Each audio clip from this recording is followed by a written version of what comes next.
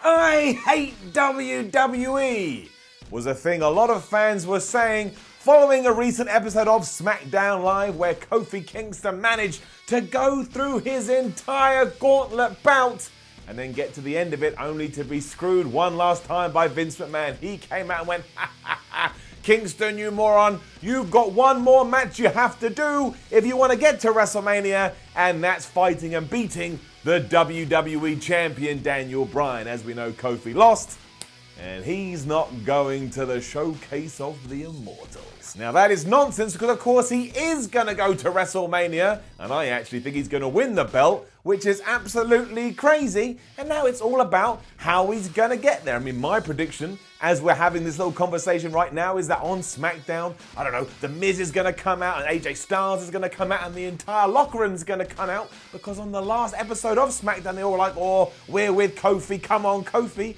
and they're basically going to do a yes movement takeover and say, look Vince, unless you put him in that match, we ain't coming to work no more, and therefore the boss will feel screwed. And it's like a reversal. He got screwed, now the other person's getting screwed. Either way, it's going to be Daniel Bryan versus Kofi Kingston at WrestleMania 35. It just is. Even before all of that, though, WWE had fans reacting, and I think that's the point. You should have been mad. Why? Here's why.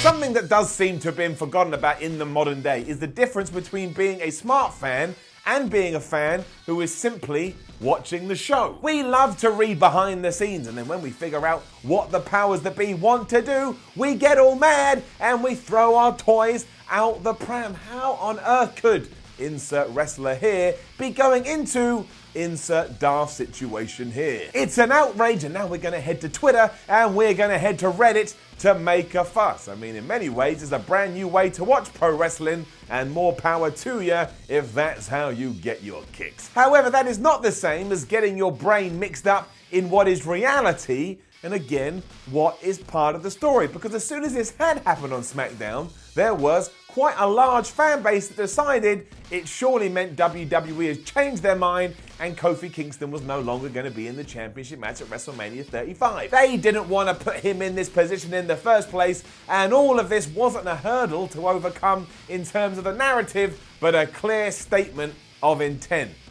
I don't think that's the case. And hey, look, if we do get to Mania and he's not in that match, you can come and find me and slap me with a wet fish, but I'm confident this isn't my first rodeo. And if you want to start complaining or start moaning or make the quite smart critique that maybe this was overbooked, you're probably right, and it probably does somehow tie in to everything with Charlotte Flair, Ronda Rousey, and Becky Lynch. I think WWE realized they'd done too much too soon with the women's main event, and they looked around at other stories and went, oh look, the Kofi thing, we can do more with that. Let's stretch it out by one more week, and then we can get back to everything else. In these instances, however, it is good to remind yourself that rage is exactly how you should be feeling when wrestling goes out of its way to make you feel rage. That's the whole point. If you can buy in, even though deep down you know that it's a work or it's fake or that it's not real, then Vince McMahon and his band of merry friends have done their job. You were able to suspend your disbelief, and that's always what we should be aiming for. There it is, just shining away like my hand, also because it's my hand. And let's face it happens so rarely these days, we may as well enjoy the ones that do come along and succeed. I mean, think how nuts the industry is. We as fans will see someone playing a good heel and actively say, boy howdy, he's playing a good bad guy, and that sentence doesn't make sense. The sentence doesn't make sense. I mean, let's face it, when we start breaking wrestling down like that, we could do a whole video on it. The guy that's meant to be pissing us off, we are actually celebrating because he's doing a good job in pissing us off. But you have to give WWE some credit that they pitched this just right, given what the response was. I mean, go and look at the YouTube video for Daniel Bryan versus Kofi Kingston. Right now, or when I just looked at it, it had 12,000 likes and 21,000 dislikes, and it was on around about 900,000 views. Now, YouTube isn't the barometer or the be-all of end-all, but it's quite a good indicator into what is happening out there in the WWE universe. Of course, with all of this, there is another piece of the coin, and it comes in the form of Big E, who went out there and cut a very good promo on Twitter. And if you haven't seen it, you should go and watch it, because it's that good, but it also hinted at race playing a factor. This was approved by the company, because you better believe we would have heard otherwise by now, and whether or not this was a good idea is going to vary wildly depending on the individual. Personally, I think I'd rather WWE stayed away from it just because I've seen how they've handled such situations in the past. I mean, WrestleMania 19 and Booker T and Triple H comes to hand, and they're just too heavy-handed with it. That's still not an easy watch today, and I cannot believe the payoff, and then until the day I die, I don't think I'll ever be able to fathom it.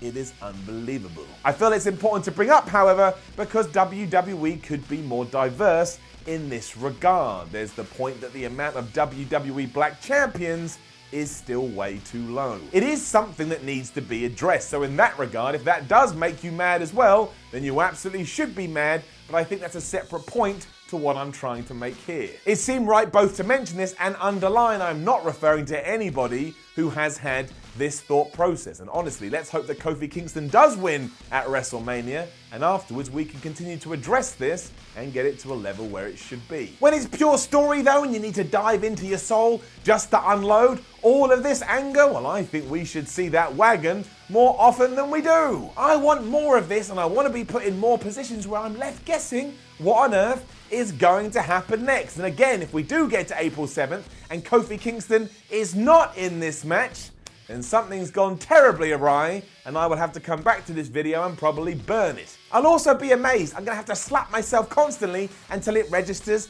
in my brain. You do not do that to your fan base. Kofi is way too over, and yeah, as everyone keeps saying, he damn well deserves it. And when someone deserves it, just give it to him. It's easier. The only real sticking point is what the outcome is when that Sunday rolls around. Loads of people are saying, well, WWE isn't going to give us 3 feel-good champions at WrestleMania, and that, of course, would be Kofi, Seth Rollins, and Becky Lynch. Now, personally, I don't see why we can't do that. For years, that was the whole point of WrestleMania. It was meant to go, look, all these people that have been trying so hard in the year, the good guys, they're finally going to get their due. However, I do understand how WWE does things, so you are allowed to worry. But honestly, out of those 3, which would you choose to fall at the last hurdle? I don't think I want to see that kind of backlash, and I ain't talking about the pay-per-view event, although I would enjoy going on Twitter afterwards, because the sheer, I can't even think about it, the sheer destruction that would come from a segment of the fan base, well, I don't think we'd ever see anything like it again. Either way, as bizarre as it can be to be a wrestling fan today, never forget that raging at the story is not the same as raging at the fact that Baron Corbin is going to be taken on Kurt Angle. I just want to point out, just want to be a bit of an asshole for a second, that slowly news and rumors are coming out that WWE was surprised about the backlash to Baron Corbin being Kurt Angle's opponent, and maybe that's going to change. I don't want to say that I told you so, but clearly I do. When people say that, that's all they want to do, but they're just prepping themselves. Just say it. I told you so. I did a Why video about it, and you should go watch it right now. It's called Why Baron Corbin Won't Be Kurt Angle's WrestleMania 35 opponent. Again, I could be wrong there too, but that's what I'm doing. In Q1 2019, I'm throwing opinions out there with power and confidence, and just hoping they don't come back and knock me down to the floor, because I've got to get myself up, dust myself off, and try and figure it out all over again. But yes, it's okay to be mad when the idea is that you're meant to be mad. And it can actually be quite confusing nowadays because, again, wrestling at a fundamental level is broken. It's meant to be something that you don't know is fake, but we're all aware it is fake. Also, you shouldn't call it fake because it's still real. Crazy. Now, don't forget to leave a comment below and let us know what you think about all of this. Like, share, and subscribe. Head over to WhatCulture.com and read yourself some articles. Follow WhatCulture on Twitter at WhatCultureWWE. And look, man, go and watch more videos here on YouTube, including that Why video. I asked you nicely. Maybe I didn't. Please watch it. No, I asked you nicely. My name is Simon from WhatCulture. Thank you very much for watching. I always appreciate it, and like I say, I'm always willing to hear opinions and put my own opinions out there. But let's respect each other. Let's be nice. Let's just put positivity back into the world. And hopefully that means positivity comes back on us. Either way, Kofi, I hope you win that World Championship. I remember when you came into WWE in 2008. I remember your debut. I remember everything with Randy Orton in the car and the stupid for the first time. And all your US and IC championship reigns. And of course, when you first started in the New Day, to me, that curve goes up and it ends with you being WWE champion. Yeah, I didn't think about it at the start of the year, but this is a happy accident, but one that was meant to be. See you soon.